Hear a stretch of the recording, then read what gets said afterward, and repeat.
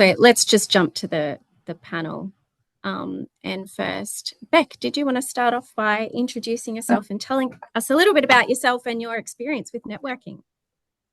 Sure. So, my name is Beck Bartel. I'm at Planet Innovation. So it's a contract design and manufacturing company in medtech space.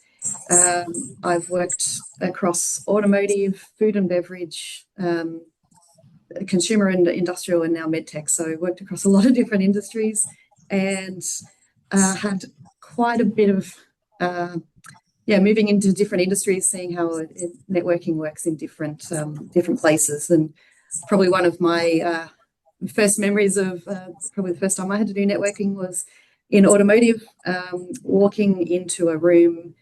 Had to go up some stairs, and it opened out to see about 300 odd men in dark black suits, and sort of went, "Oh," take a big deep breath and try and figure out what I was going to do there. So would have liked to have some of these tips early on, but definitely learned a lot since then. So looking forward to sharing that with you. Excellent. Thanks, Beck. Over to you, Nat. Hi. I'm the Managing Director of GemMaker, and it's a commercialisation agency and marketing agency, and we work in the deep tech space.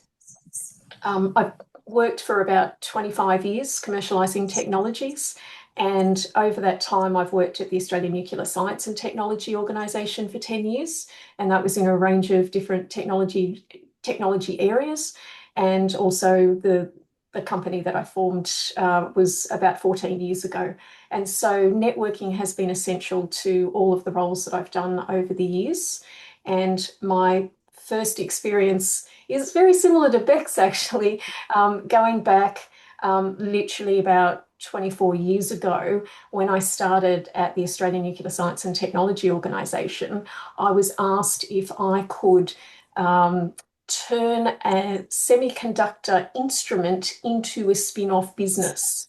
And I walked in bright-eyed and bushy-tailed with not that much experience post-uni, and I had to go out to semiconductor conferences, which were mainly full of PhDs in material sciences and physics, and I really young in that area.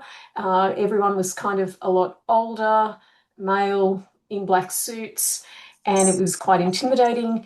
And so, I learnt some skills along the way doing that one of getting into that area.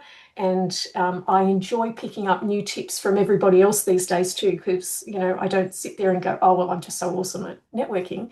But that lots of people have lots of tips and ideas and tricks that then I try as well and see what makes me feel comfortable when I'm out there. Thanks, Nat. And last but not least, Molly. Hi, everyone. I'm Molly. My background is in chemical and environmental engineering, as well as renewable.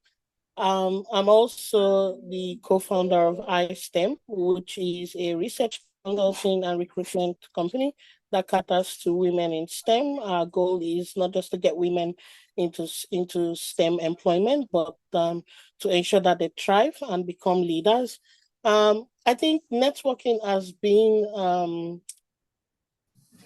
I think it's a part of all our journeys, right? From uni, I can't actually remember my first networking experience, but I think it's been a part of the journey, from being a student and then finishing uni across different countries, continents. I moved to Australia about 13 years ago, did my bachelor's at Nottingham, did my master's in Wales before coming to Australia. And I think networking has just been a part of the journey. But I think one that I would share is maybe perhaps my experience getting into the board with Women in STEM Australia, which was through networking as well.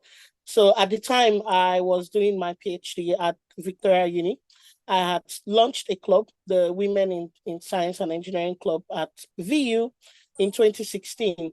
I did that for a year, but I noticed that a lot of girls, the problem of gender equity wasn't just confined to universities, and I wanted to do something more national, but I didn't know anyone. So I literally went on Google. So this is crazy, right? But I literally went on Google, typed women in STEM organizations, and Women in STEM Australia came up. I reached out to Maggie and Michelle at the time, who founded the organization.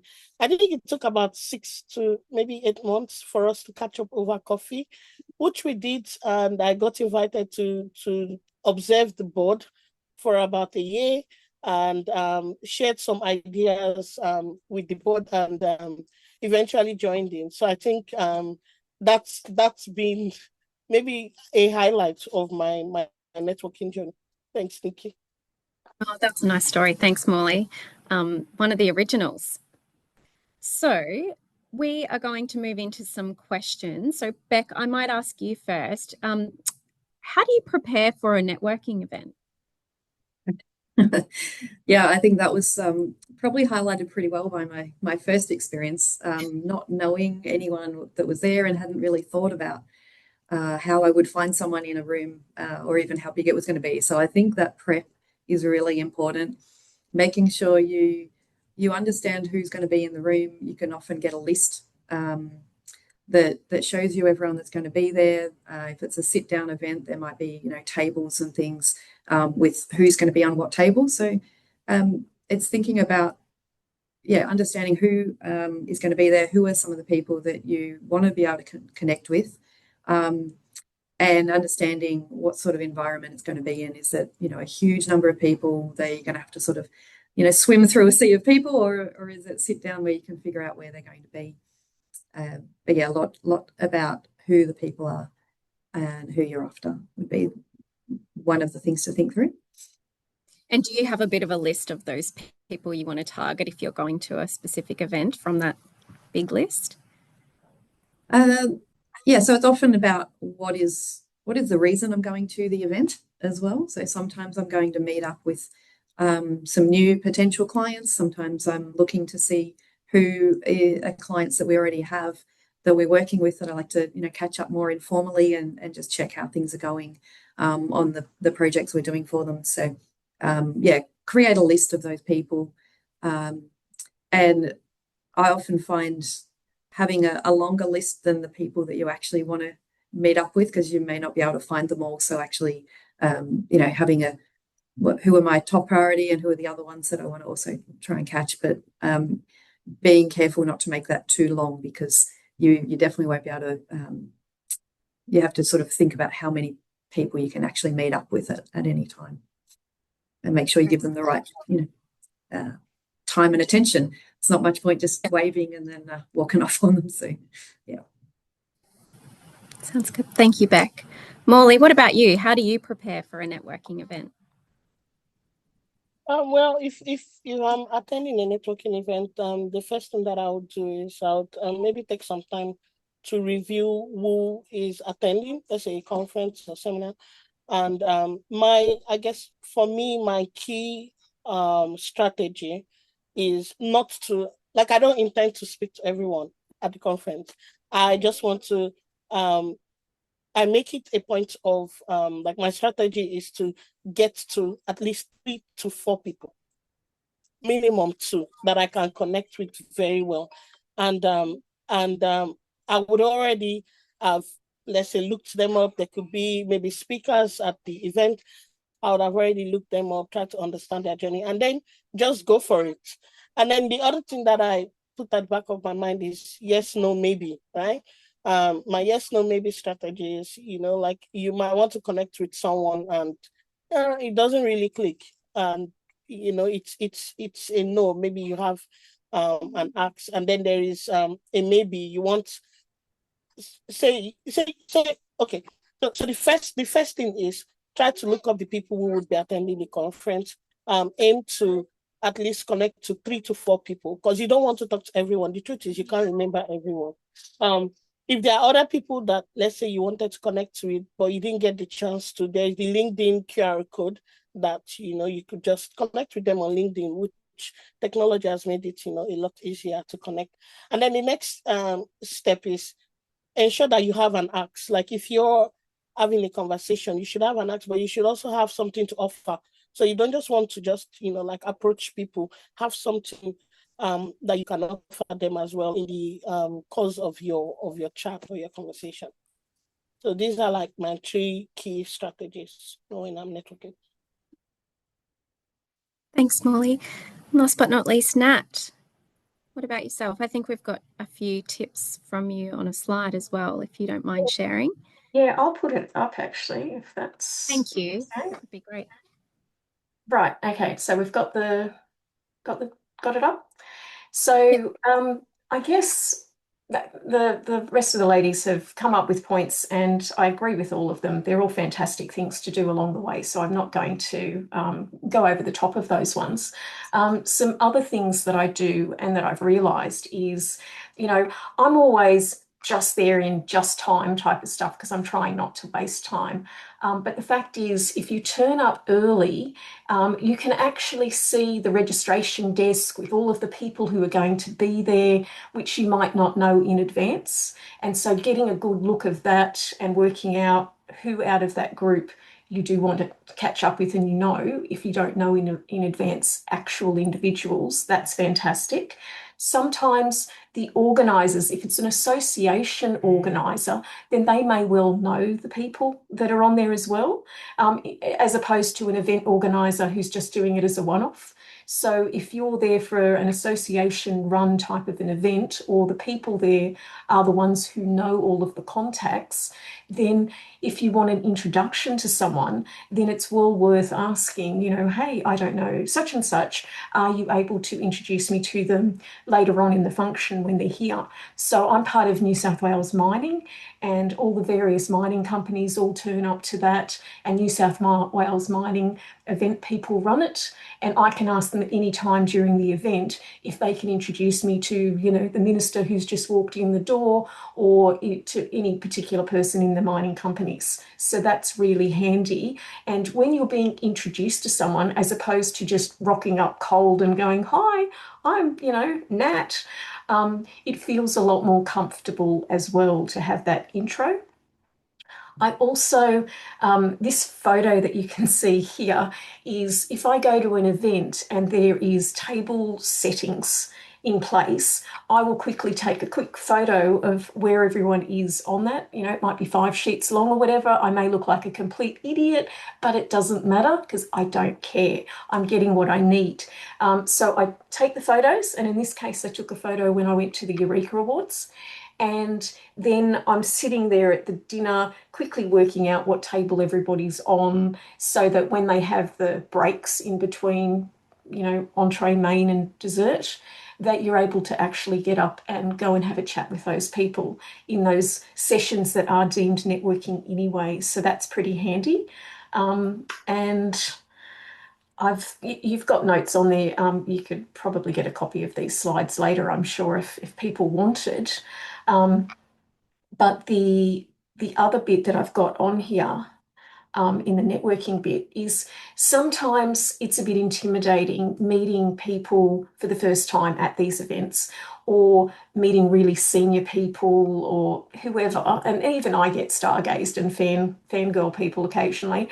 In this group, I'd ask the ladies at my table if they'd met any of the people at the Eureka Awards.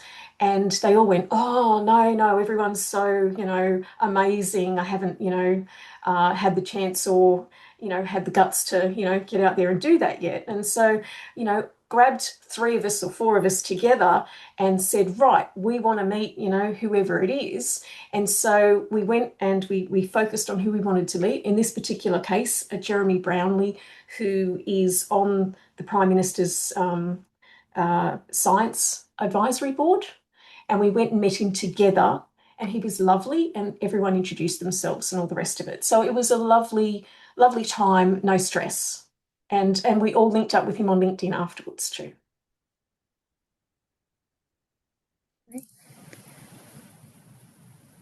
Anything else from you, Nat? Oh, no, I didn't want to. I think I talked quite a bit, so. Oh, good. We can move on for now. Molly, this question's probably more specifically for you. Do you have any tips as someone from a diverse background on networking, or what advice could you provide? I think the first thing is, if you're from a diverse background, sometimes there is that, everyone has, like, imposter syndrome, right? Everyone has where they feel like, oh, okay, maybe I don't belong or I don't fit in or whatever. But the first thing that you have to tell yourself is to shift that mindset internally. Because the truth is, no one knows what you're thinking, but like what you're thinking can easily be projected in your outlook, in how you present. So sometimes what I've noticed is for people from diverse background, like as much as everyone has like imposter syndrome, they face it even more, because maybe you be concerned about your accent, you're concerned about how you look, how you're perceived and stuff like that. The truth is, no one, like, you shouldn't really care, because the first thing that, like, for me, I tell myself is, if I'm going somewhere or if I'm doing something and it involves my skill, my expertise, I am there first because I am qualified to be there. So say you're a scientist, you're a technologist, you're an engineer, you're a mathematician, your first thought should be, I am here because I am a STEM professional, which is the truth, right? Every other thing should come secondary, whether your gender or like any other intersectional bit. So if you can't see that, then it's a lot harder for other people to see that. So, but if you project that, like you're, projecting your expertise, and someone else doesn't see that, then you have to then go back to make them see that, So don't think too hard on it. Just know that you're in the room because of your expertise, pretty much, and you deserve to be there, and just do your thing. Don't take it too hard. Yeah, good tips. Thanks, Molly. Now, we've all been to those networking events where people are standing in circles. They've got a cup of tea in one hand, a scone in another, and you want to break into the circle. What are some ways or some icebreaker tips that you can provide to the group? We might start with you, Beck. We haven't heard from you for a bit. Oh, this one's the tricky one. No, look, I think what I've tended to do when if I don't know any of the people in there, I tend to sort of hover for a little bit. I'm that person that hovers in the background, and I'm a bit like Nat there. I don't care what people think, because I'm listening to see who's in there and see if I want to join that group first of all, and if I can add anything to what they're saying. So I tend to hover a little bit, see what they're chatting about, and try and join in that way. But otherwise, if there's someone that I know, or I know a mutual acquaintance of someone there, I might just go and introduce myself when there's a slight break in the discussion, and say, oh, hi, great to meet you. I work with so and so, or I've done some work with your firm before, or so just having that I guess that confidence to go. You've done your prep, you know who's there, you know who you've got some links with, no matter how tenuous they may be, but also being, I'm okay to sort of hover and have a just break in. You might chat about maybe the scones are really good, maybe it took a long time to get another drink, or the something about the food, whatever. If it's sort of another approach I've done as well. So finding something that's either a common ground or something, something common ground with work, or otherwise something that's common with the room that you're both in at the same time. But yeah, not being afraid of just hovering for a little bit, understanding what's going on there, checking out the name tags as you walk around, because everyone's there for the same reason. They're all there to meet someone new, and if they're not all closed off and only wanting to talk to the people that they already know, otherwise they wouldn't be there. So I often just think, well, they're there, they're happy to meet someone new, so why can't that be me? Excellent. Good tips, Beck. And while we're talking about tips, if anyone in the virtual room has some tips they'd like to share, feel free to type those into the chat, because we'd also love to hear from you. Nat, how about yourself? What are some tips from you? Well, yeah, I would love to hear in the chat from anyone any openers that they've got, because that is the most awkward time of networking is when you're in there and everyone's already paired up in discussions and all the rest of it. And you're like, okay, where am I going to try and break in and say something and not look like an idiot? Not that I can't look like an idiot because, geez, whatever. I'm comfortable in that sort of realm, kind of in that area. But, some of the lines that I'll use is like, as Beck was mentioning, if they've got catering and something's happening there, then you might say, hey, these scones are great, aren't they? If they are, mind you, you probably don't want to just sledge off everything because probably not the best way to start. But, oh, wow, this is gorgeous. Or, did you see what the dessert looks like after we finish the main meal? I use that sort of stuff when I'm in a moving through the food queue. Mm. And in fact, it was a scone, discussion that I had with someone that then turned into further conversations, emails, work down the line type of thing. So, you never know. Also, like we're all talking about networking being in these events type of scenario, but like anytime you're out and about, like whenever I'm on a plane, I'm always saying, oh, hi, are you traveling home or away at the moment? And they'll always say, oh, Sydney's home or Melbourne's home or whatever. And is it like work or, are you traveling for pleasure or work? And then they'll, continue talking. And, provided they're not sticking the earplugs in, 9 times out of 10, there's someone interesting sitting next to me on the plane that has an interesting story. And if I'm at an event, then I might say to someone, so what brings you to this event today? Like what was of interest to you, and not going directly for, hey, I'm so-and-so from GemMaker and I'm the MD. If you're only doing those introductions, then it becomes very forced and a bit straight away. So the more just casual conversation and just meeting people as people and building relationships instead of it being like a hardcore sales thing is always, I think, less. You want to keep the anxiety level down and you don't want the other person to feel like you're just about to do a massive sales pitch straight into them. So yeah, just making sure you like each other and you like talking to each other in the first instance is a good starting point. Yeah. So we've got a couple of tips in the chat. The weather is always a great place to start. I agree. It's raining today. I'm sick of the rain, or I'm enjoying the rain, those sorts of things. And Kayleen has suggested, have you been to X event before? This is my first time here. So kind of talking about the event that you're at. And Hara's, pointed out the power of small talk and how small talk can lead to, amazing things sometimes. So thanks for your contributions there. Morley, any further tips from you on icebreakers? I think just keep it natural. Like just understand that the people that you're talking to are human. So sometimes I think Natalie highlighted this where you feel that anxiety because you feel like the other person is like maybe a bit higher up or whatever, you're like fan stuff. Just keep it real. Like what I've noticed is for a lot of people who are like in very big positions, sometimes when people see them or people talk to them or people who, let's say, are celebrities or whatever, there is a certain kind of reaction that people give to them. But what I noticed is that they warm up to people who treat them as normal. So just try to treat them as regular human beings. I'm not saying be disrespectful or anything, but just try to be contained. Like regardless, they would open up more to the person who treats them as normal than the person who is like, because when you're like so starstruck and everything, you can't even get anything through. And you can't really think clear of your acts.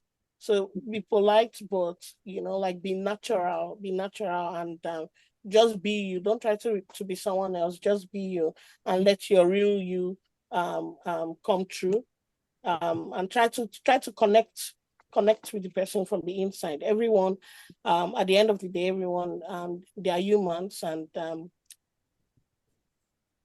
as humans, we all want connection.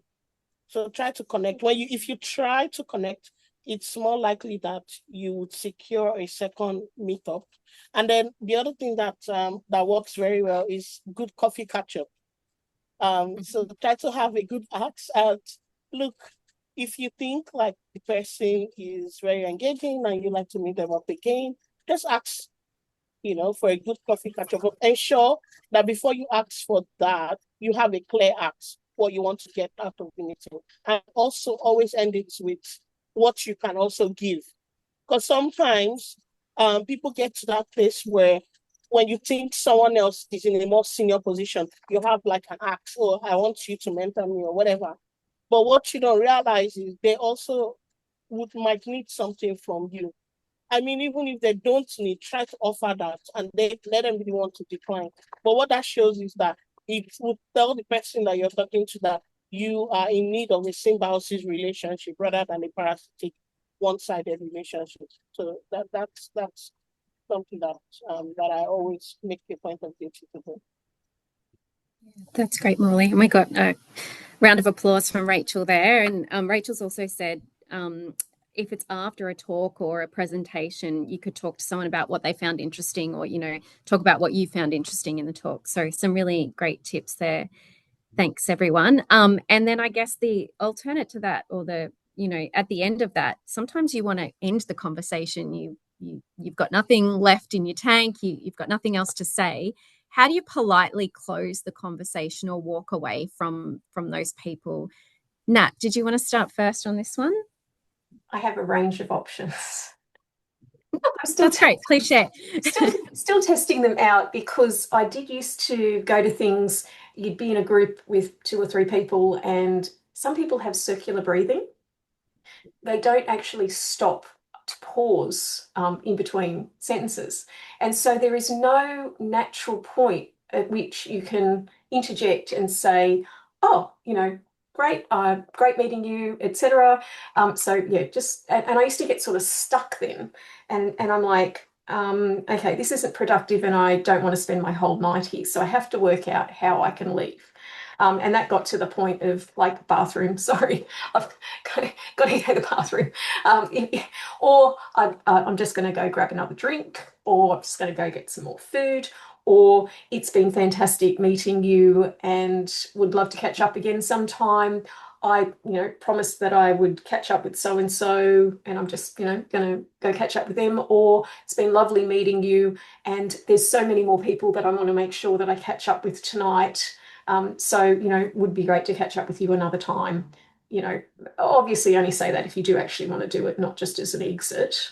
But it's just when you're going to something, you're spending your time at this event, and your time is precious. And so if you've exhausted all the conversation in that area, and there are more people that you want to meet, then that's completely valid, and it's valid for everyone else as well. Because I think too many people have the drink, are standing there, they're conversing, they're possibly too scared to go and start a new conversation because they're comfortable in this, or they don't know how to get out of this. So thinking about how to leave and ways that you feel comfortable expressing that is good, without just being too, blunt, or having people constantly look over your eye line like they're looking for other people to talk with is a good time to make sure you leave the conversation. It's a bit rude, but it happens. You might be giving them an option then. They're wanting to get out of the conversation too. Yeah, they don't know how to excuse absolutely. themselves either. Yeah. Oh, beautiful. Rachel's put a lovely one in the chat there. Lovely chatting with you. I won't keep holding you, but I look forward to our coffee catch up in the coming weeks. I'm going to try that one. I think that's lovely. Thanks, Rachel. Beck, did you want to jump in now? I think Nat's probably covered most of the ones that I tried in the past. It's one of those, there's a few that you do, try and see what works. The other drink, or, oh, I've just seen such and such, I wanted to catch them, or, there's a few like that. But I think, what you were saying there is, it is, everyone's at the event for a reason. And like you said, our time is precious. So their time is precious as well. And making sure that we all get a chance to meet and greet lots of different people, rather than as lovely as it is spending all the time talking to one person when there's a room full of other people, making that time to follow up with them if you are having a really good conversation, and they'll appreciate that as well.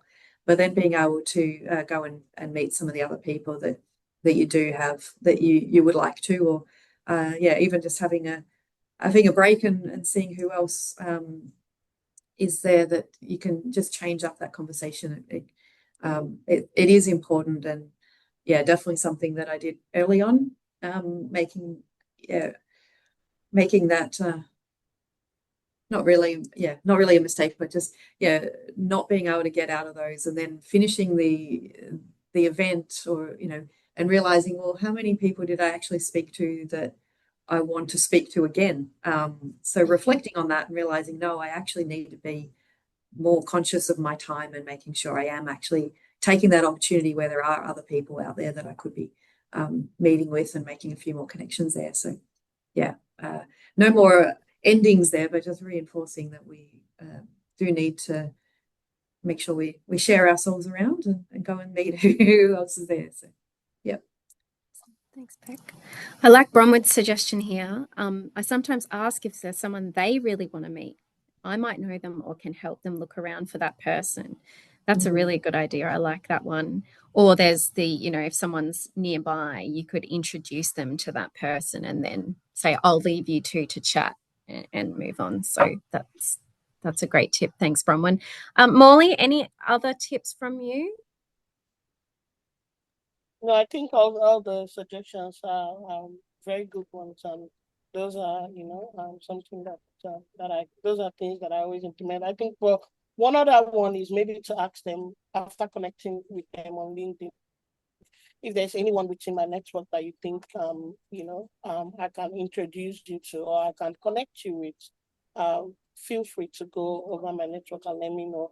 And that has been very productive on several occasions, and I found like people that I've connected with, let's say at conferences, they've used that, and they found it very useful, and it's been a win-win for me as well as for them. So I've gotten something off them, but I've also offered them something. That two-way opportunity is great. Thanks, Morley. And speaking of, I guess, maintaining connection, that leads me into my next question. But before we jump into that, I just wanted to check if everyone knows how to use the barcode on LinkedIn on their mobile phone. So Nat, I think we have a slide that shows how to use this feature of LinkedIn, which I forget every time, but it is very handy to know that if you open your, and it only works on your mobile phones. So if you open your mobile phone and you click your personal profile and click into the search function, there's a little square which you can see pictured on the slides here. If you click on that, your LinkedIn barcode or QR code will come up, and you can scan their barcode, they can scan your barcode, and that could almost be your closer as well to say, oh, let's connect on LinkedIn and meet up later. So hopefully most of you know how to do that and remember, unlike me who has to Google it pretty much every time I go, but it works great. And even using that barcode on things like your CVs or job applications, so people can easily access your LinkedIn profile, is really handy. So thanks for sharing that, Nat. So maintaining connections, or Nat, did you want to talk to pitching before we move on to maintaining connections? Yeah, I guess well, what we haven't covered yet is that we've talked about networking, identifying who it is that we want to be speaking with, and what we haven't mentioned is, well, how are you going to introduce yourself? Or when you're in a networking situation and you're in a group and everyone says, oh, so what is it that you do? That you can, and you can use this at a barbecue. It doesn't have to be a STEM professional business networking event.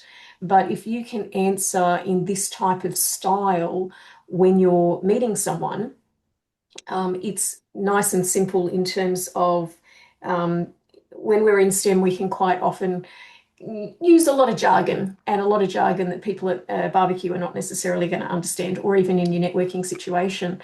And so when we phrase it of, well, did you know of a particular problem area, or how this sort of problem is happening? Well, what we do is, and whatever solution is that you're working on in your area, and in fact, this is where we're up to with our technology solution or whatever it is that we're doing, just puts it in nice, simple, I don't go on for volumes to explain what I do, and a normal person will get it. And that you just need to practice before you head out, and have people that are around you, maybe mum, sister, friend, anyone who's not in your technical area, to listen to it, and then for them to say, yeah, I didn't get that, or that, or yeah, I really get what you do now, is the answer that you kind of want to get to. My mum's always asking me what I do, and it's not even technical, so it's a bit scary. I've put this as, because I always struggle giving that pitch on demand as well. And so it's not I've been doing it for 25 years, I'm absolutely brilliant at it, because you need to change what you say to the different audiences. And so if you've been networking and you've got this group around you, always get everyone else to say, what they're doing first, and then you get an understanding of where they're at position wise, and their understanding of whatever you're going to say, and that it'll then fit in with relevance as well. And so in our scenario, how federal government funding of research now depends on industry engagement. Well, what we do is we provide training to help researchers engage with industry better, and so they can apply for grants and funding better. And in fact, we've trained heaps and heaps of researchers across the country at different universities, and we have a very high rating or ranking from them in terms of them recommending our training. And so there's the printed version, but whatever I say is obviously not going to be like a read of that. It's more like which bits am I comfortable with saying at any particular moment in time. So you can do that for yourselves as well. And I don't know if Beck or Morley, I'm putting you on the spot here. Did you want to say anything along the lines of what you do? Or see, again, when you're in a situation in networking, and then you've got that's why it's good to have it pre-prepared. Yeah, I guess I talk about being in medtech space, but that doesn't really work when I'm at a barbecue, or at the sporting ground, or things like that. So I talk about, how when people have a mole that they think is a bit suspect, so they have to go and get a biopsy taken of that. And then so we actually work on the instruments that are in a hospital to diagnose whether they have cancer or not. And we work with companies all over the world on instruments that do that, and many others. But it then allows people to understand some of the area that we work in. So I guess that's my pitch, but short and sweet. But I have to do that quite a lot. So, but yeah, when your comment of you want to be able to do it at a barbecue is really important, because when you're in a networking space, it may not be in the industry that you're in. It might be much broader. So you need to be able to talk at a level where people don't necessarily even know the industry that you're in. So we're just treating people like people, and find something about what you do that might be a common, something common that they've come across in their day-to-day life as well. Yeah, great. Thanks, Beck and Nat. Both great pitches. Molly, did you have a pitch that you wanted to share? Sure. I would like to actually use the opportunity to invite everyone to our upcoming STEM seminar. So on the 18th of September, we have partnered with Engineers Australia. That's iSTEM, the company that I work with. Like I said, we do work around research, consulting, and recruitment for women in STEM. And to do that, we have events and activities that we do similar to this one, but ours is really catered towards employment. And this is from early, mid to senior STEM career professionals. So what we've done is on the 18th of September, we are having 2 events on the one day. In the morning, we have a STEM seminar where we are bringing together not just STEM professionals, but STEM execs as well as policy makers in one room to have robust, engaging discussion about getting more women into STEM and getting them into leadership position. For the first time, we have even brought together like a male ally panel where we have, for example, we'll be having the WA chief scientist, we've got the just outgoing CEO of Aerocon, we've got an executive from GHD, we've got one of the MDs, the managing director of Capgemini coming. So it's a great opportunity to really network with STEM execs and industry professionals, and it's just $100. I've put the link on the chat. But in the afternoon, we also then have a free women in STEM careers fair, where we've got companies like Westpac, GHD, Aerocon, Arup, all coming to exhibit. You have the opportunity to speak to their TAs and their recruiters, and if you're lucky, you have the opportunity to get yourself hired on the spot. A week before, for people who purchase the STEM seminar bit, we also have a networking opportunity where we teach you how to put your resumes, amplify your opportunities to get hired. So it's something that the value of it is way over $500. And for just $100, you have all of that. So it's something that I would encourage everyone to consider and share, let the word go out. Thanks, Morley, and probably an opportunity for people to practice the networking tips, hopefully, that we've shared with people today. So last question, and I'm conscious it's nearly time. So I would like to know how you all maintain those connections you've made. What do you do to make sure you follow up or reconnect with people? Morley, you're still on my screen, so how about you go first?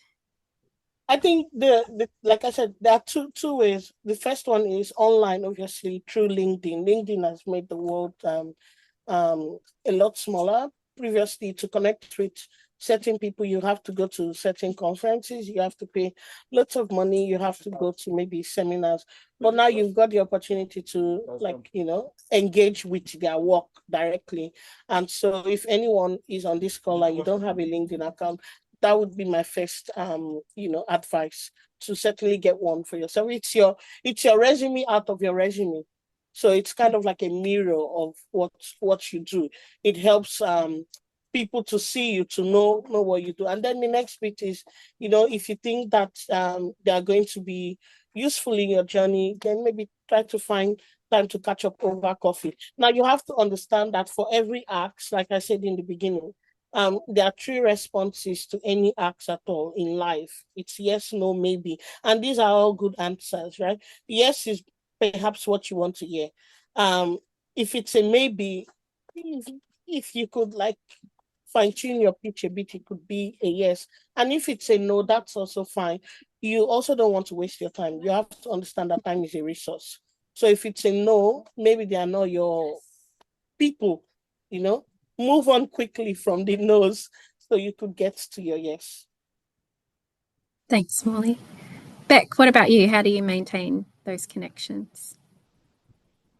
For a lot of work, actually. You have to put in the work to maintain that connection. So following up, if you've set up a time to meet up with someone, or you've got their LinkedIn details, don't just leave it there. Make sure you do follow up, and follow up quickly, within a day or two. You don't want to leave this a couple of weeks and, remember we met a few weeks ago. There's been a lot of stuff going on in their life by then. So following up quickly and setting a plan to have the conversation, like Morley said, understand where you can add value and where they can add value, and determine if that's a good connection that you can keep going with.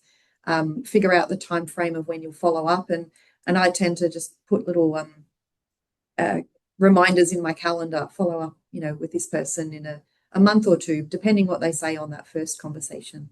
But it's that's a big part of it, because you meet a lot of people and you have to put the energy in to follow up. Otherwise it just sort of dwindles away. So Yeah. And you've just reminded me back in the business card days, I always used to write down on people's business cards what I spoke to them about, or what their, what my connection was with them. Because when you go home with a bunch of business cards and you think, oh, who was, Joe Bloggs, at least you've got a little bit of a note for yourself. But with LinkedIn, maybe you do it on your phone or something. I'm not sure. I haven't been to an event for a while. Thanks, Beck. And Nat, any further tips from you about maintaining connections? I do, actually. I'm going to put a slide up. Sorry, I just grabbed it out of my slide deck of training that we do. But I think these statistics are important. So when we're talking about following up with people, most people don't follow up with people, right? Or like 48%. So if we're talking about, you've got to, we're talking salespeople, and salespeople doesn't have to be they've got sales in their job. It can be a researcher who needs to go out and find an industry partner, right? So people who are going out in that type of sales function, 48% don't actually follow up. So you go to the event, you meet the person, you might even say you're going to link up or follow up, and they don't. So that's 48%. So when we look at building a relationship with someone we've met at an event, we're not going to guarantee that we've met them and then all of a sudden we're going to start working together, we're going to make money out of them, or anything else is going to happen. So what you need to do is build the relationship, and building the relationship takes time and it takes trust with the actions that you do. And so when we've got the word contact in here, it doesn't mean emailing them, 5 times, 10 times or whatever. It means if you turn up to an event and you see and meet someone and start talking to them, that's one contact. You link up with them on LinkedIn, that's a second contact. You send them an email and say, hey, I found this data, or I want to introduce you to someone, third contact. You then arrange to have a coffee with them, fourth contact. They say, hey, why don't you check out our facilities? Fifth contact. Right? So you are building a relationship through a variety of actions, and you're enjoying, furthering that relationship.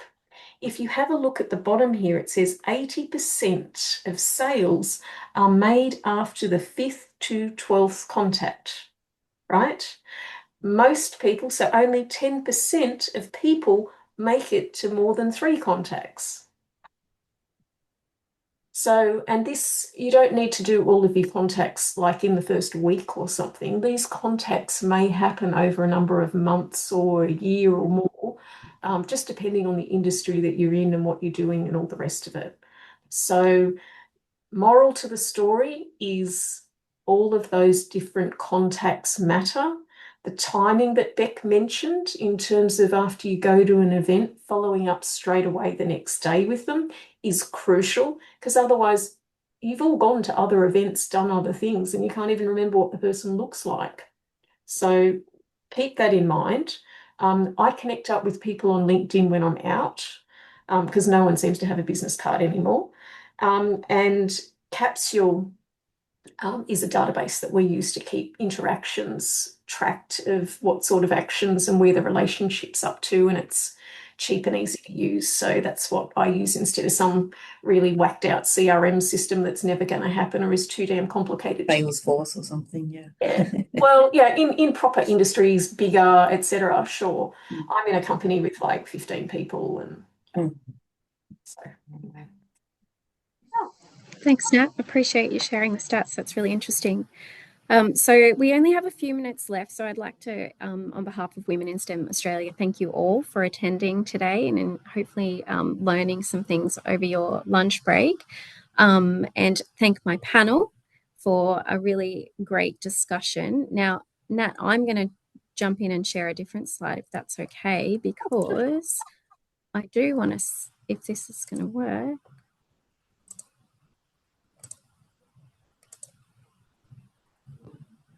Sorry, please bear with me. There we go. He's always wonderful.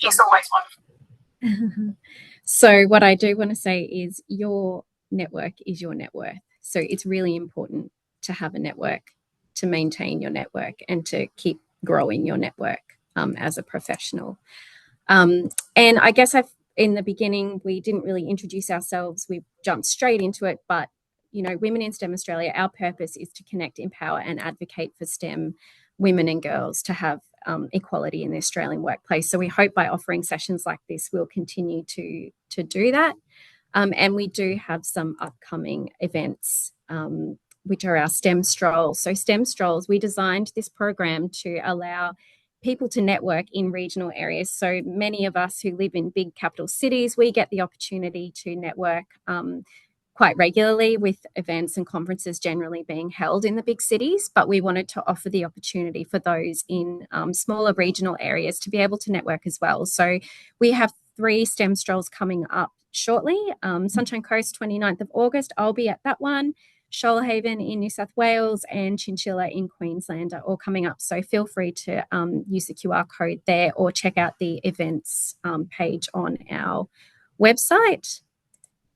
And with that, I'd like to thank you all again. And we have 4 minutes left. So if there's any comments or questions that anyone would like to add, please feel free to do so. Please feel free to connect with each other on LinkedIn or connect with us on LinkedIn.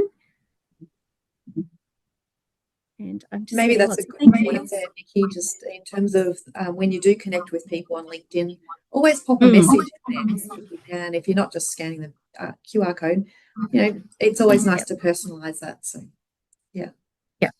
Yeah.